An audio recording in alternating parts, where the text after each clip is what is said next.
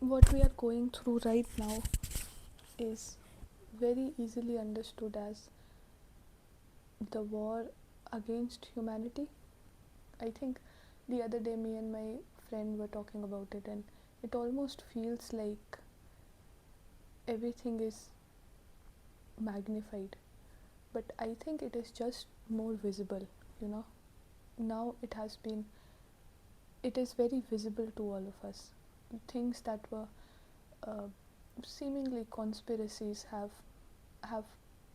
been proven to be true, and it feels like we are losing, but I don't think we are as helpless as we are being made to feel we are. You know, that is not to say this is a very sensitive topic. Everything is sensitive if you want to take it. So, my intention in all of the videos is always to be aware of what I am saying and be conscious of what I intend to express, but in any manner, if it becomes something that is harmful to someone, unintended, obviously, there is an apology in advance, but obviously, if and when it is being brought to my notice, I'll apologize for that as well, because even if these videos reach 3 people and if one of them also feels like I I am being someone who is tone deaf, or I am being someone who is insensitive, that would not be fair. That is not the intention. I would rather not talk at all, you know. But but us being obsessed with perfection, or giving us a perfect idealized version to be obsessed with, so that it almost paralyzes us from the process, from the progress of all of it, is the tactic that benefits those in power, you know. It benefits them. So I will learn and I'll apologize, but I don't think I should not talk about it. The antidote is community and the cost is comfort. Everything that is happening in the world, everything that has been brought to light, even regarding all of the information that is being released, it is, even regarding that, it almost makes sense that even that release of that much horrors of information that have actually happened, um, even that is very much a tactic to overwhelm our brains, to overwhelm our nervous systems, so that we feel helpless and so that we feel powerless, and we so that we are exhausted, and we are rightfully exhausted. It becomes, today I can talk about it, but the past month or so has been what it has been, mindless scrolling of consuming as much information as you can, because obviously one should, you cannot look away, but then what it does is it paralyzes you from properly analyzing any of it or doing something about it, you know. It makes you feel like you are helpless and powerless, and this video is the opposite of that. This video is to prove that we are not helpless and not powerless. uh, Everything that is happening in the world regarding the war that has been initiated on Iran, regarding the genocide that has been going on in Palestine, regarding something that doesn't make global news as much, but is an everyday occurrence in India, where you come across, unfortunately, these realities, like it feels surreal to talk about these things in the same line as Instagram reels, but something that does not make global headlines, but there's an Instagram reel every day about it, more than one, is the hatred against Muslims and Dalits in India, or even women in India or anywhere. All of these things, the understanding is same. It is the oppression, it is the colonization of minds, it is the colonization of spirit, and it is the intent to dominate everything that is alive and living and breathing and free, you know. So I am really at a loss of words. I don't know how to put all that I'm intending to express. But all of this is, if we feel defeated and if we feel powerless, feel it through, but don't make this your reality. You are not as powerless. Boycott, divest, and sanctions. BDS movement is very much helpful and powerful, not just for Palestine, but regarding everything. Everything is connected. Every single thing is connected to the other thing.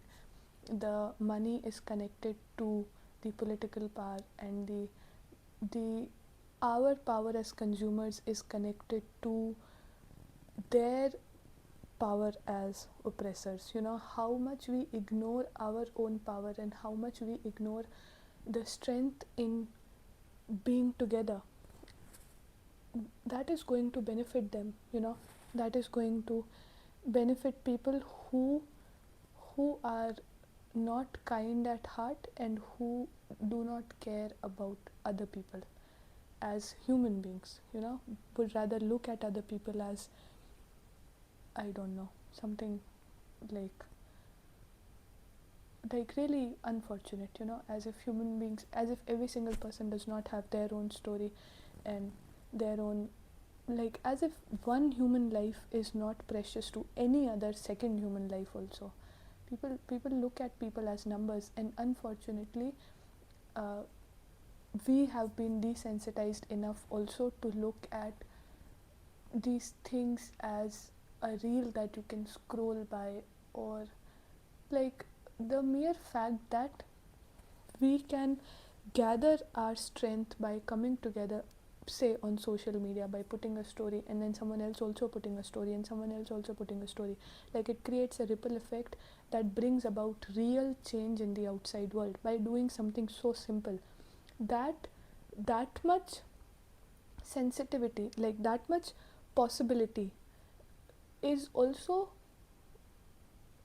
like a two-edged sword, because you can also scroll by it as if it was only a news. It is only one story, but then it multiplies and becomes something. Similarly, you can think that it is only one reel and you can scroll by and not care about it. So it is really not that small of a deal, but at the same time it is not that big of a deal that it paralyzes you into inaction. Don't let's not forget that we have agency and we have the space to act. And our consciousness, this war that we have on anti-intellectualism, on people who are sensitive, or on people who read into things, or do things in a manner that requires a little bit more attention, that requires you to step back, look at things, reconsider, and then regroup. Like, this is not something I want to do. Like, to make that much conscious effort into the choices that we are making, it requires you to slow down a little bit. But slowing down is exactly the opposite of the systemic mental burden that we have been practicing every day. We do not slow down. We scroll.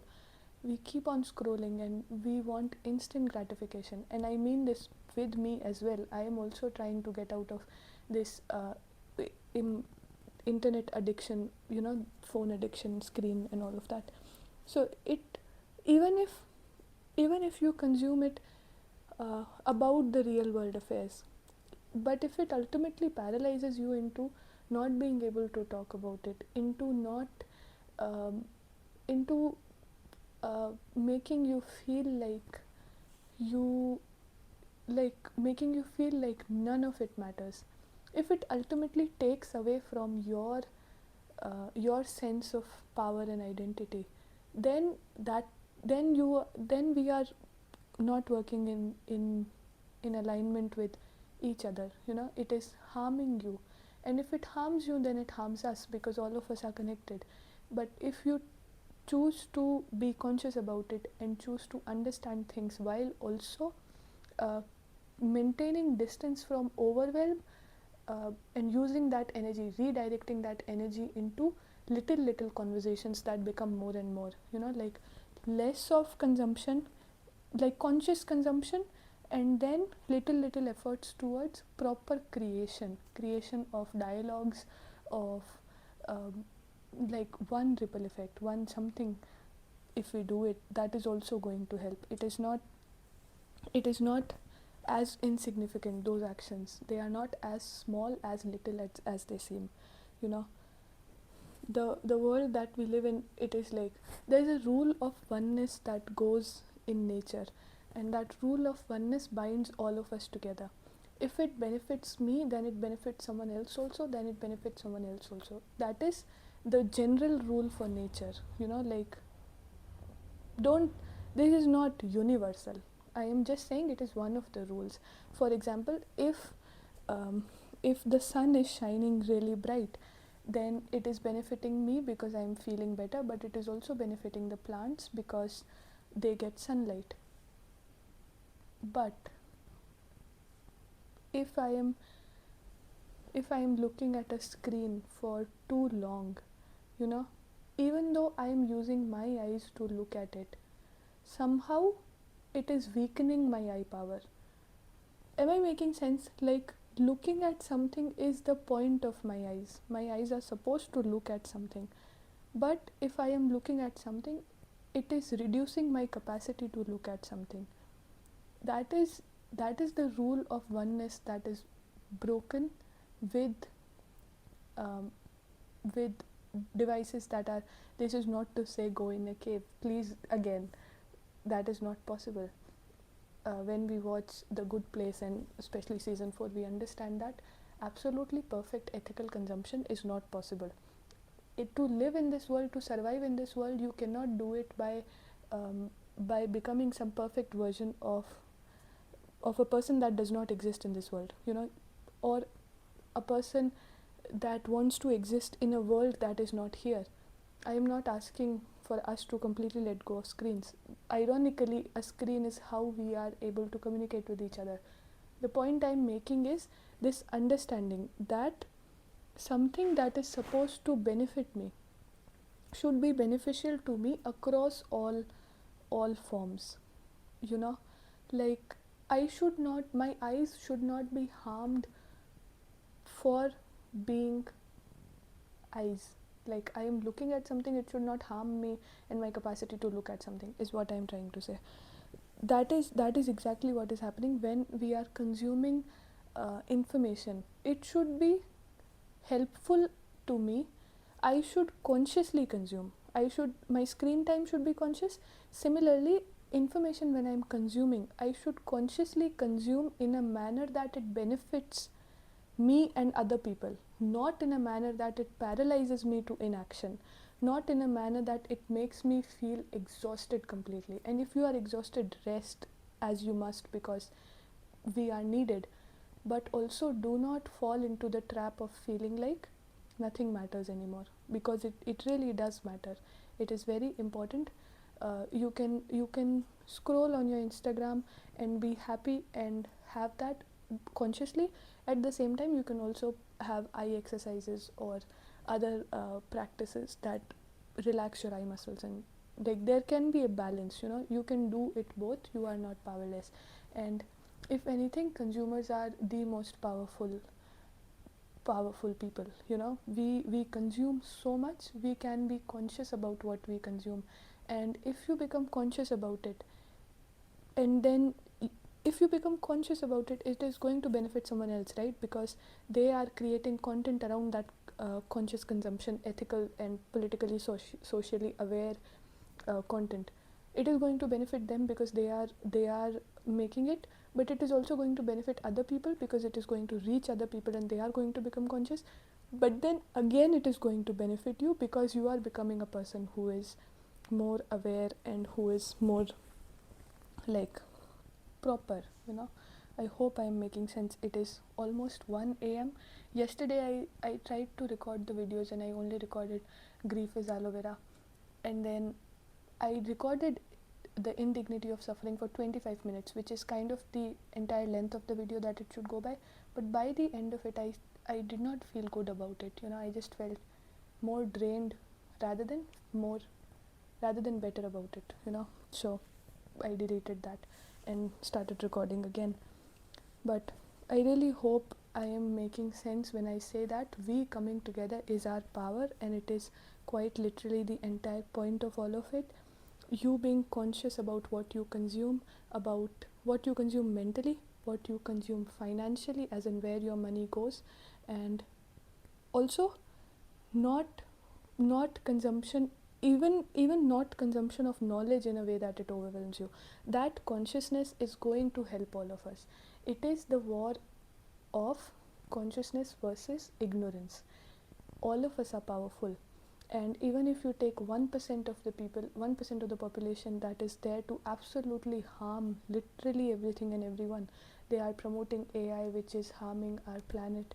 They are promoting AI which is reducing our water resources like so much that it is almost going to become a crisis in a few years. It is already a crisis, but my god, the steep slope and all of that, like they are promoting things that are actively ruining our nature and our livelihood and all of it. Those 1%, if you keep them apart, the other 99%, the the percentage of people who are ignorant towards all of it is harming us. That ignorance is harming us. That numbness and sort of like herd mentality is harming us. You have to step back and gain your consciousness back, as in, who am I, what am I doing, what are my ideals, what are my goals in life, and am I making an individual choice that benefits the larger community, or am I using individualism as an escape to isolate myself, that ultimately harms me and my people? Like these questions that matter to you, when you bring back your identity, when you make yourself more than a number, more than merely a statistic, then you care about people also in a manner that they are more than a number, they are more than a statistic. Then you are able to again create waves of change. How much ever little you think those waves are, they really are not that little.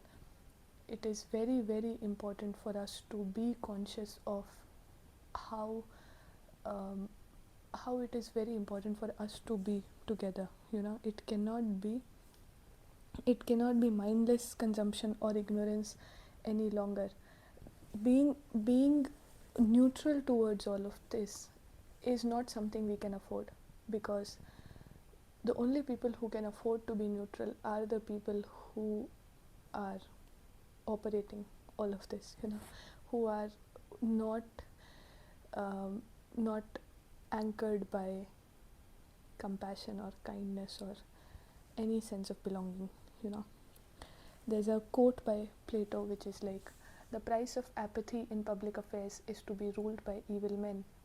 And then when someone complains evil men or whatever, there's a fabulous quote which is like, matriarchy does not center women, matriarchy centers children.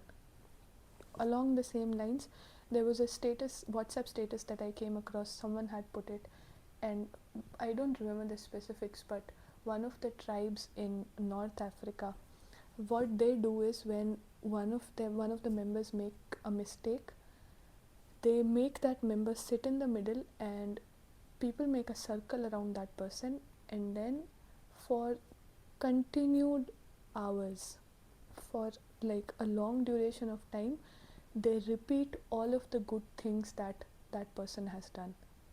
Whatever mistake has been made, that the person who has made that mistake is being made to sit in the middle and listen to every single good thing about their identity, all of the actions that they have taken, every single thing, every single manner in which they add to community and people, and they are made to sit in the middle and listen to all of it. And that was one thing, like a few things you listen to and it changes your brain chemistry forever. The perception was always like, it has you are a different person before knowing this information and after knowing this. Like, this approach is so people centric, and this approach is so love centric. The point of community is love in any form, awareness, care, um, like even an attempt to try. All of this is love, right? All of it matters. It is not out in the void, and it is not insignificant. Every single attempt that we make to reach out, or to even just show that we need help, we need someone who can reach out, even is that is uncomfortable, obviously, because the cost is comfort, but it is the antidote. The antidote is community indeed. So that is what I was trying to get at. There's another fabulous quote which is like, when we choose to love, we choose to move against fear, against alienation and separation. The choice to love is a choice to connect, to find ourselves in the other. This is by Bell Hooks. Fabulous. Her book, if you have not read, All About Love, one of the most iconic books there is. It is really, really so good. Another thing about community that we read, when I was preparing for UPSC, my optional subject was anthropology, and we read about this anthropologist called Margaret Mead. Now, I am not sure if she is the same person, but came across an Instagram reel which talked about one of the first signs of community, one of the first signs of evolution was a healed femur. When someone had broken their bone or anything, it being healed meant that there were people who could care for it, and there were people who could provide to that person while they were resting. And that coming together, that feeling of caring for each other in a way that costs you in a manner, like you can be doing your thing, but you're here caring for a person. It is not adding to you as such in the capitalistic terms, but like that is the point of evolution. Along the same lines, there is an article which was like, fossil of Neanderthal child with Down syndrome hints at early humans' compassion. Skull anatomy shows the boy or girl would have been severely disabled, yet survived until the age of 6. This screenshot I came across through an account that I cannot see the name of, but that is what that, like, one of the notes under that was that it is really not the default for us to isolate. It is not common for us to be our default since evolution has always been to come together, to care for each other, and in however seemingly insignificant manners that can be. All of it matters. All of it again comes together to add value to all of us as society. That is one thing that I can say again and again, and it would still mean the same thing. But the entire point is, in the midst of every single thing that is happening, and in the midst of every single thing that feels so daunting and so like makes us feel so helpless, we are not helpless. There are things we can do: resting, recharging, coming back to ourselves, and moving forward with a rested nervous system, putting ourselves at the center of it, which in turn helps us put each other at the center of it, learning, educating, and also understanding that stepping back sometimes to rest while showing up in other ways. Like all of this diversification, the possibilities are endless, and it is really not that difficult, and we can actually be there for each other, is what I was trying to say. I hope I made sense, and I hope I could communicate my original intent, and if there's something I feel like I want to add, we'll make another video.